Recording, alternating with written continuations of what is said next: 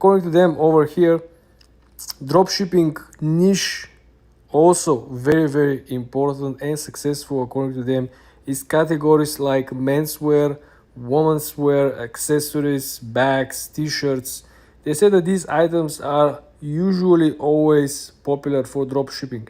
According to them, these items can create own designs. People can white label them. People can simply create their own brand based out of the Chinese product, and they can simply dropship.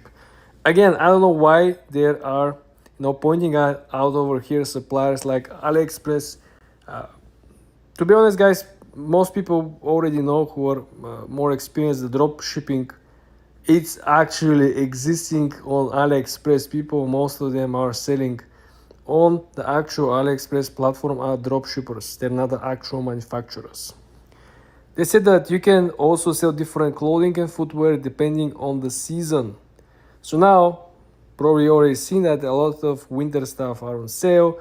People are trying to rid of a lot of jackets, boots, so on and so forth.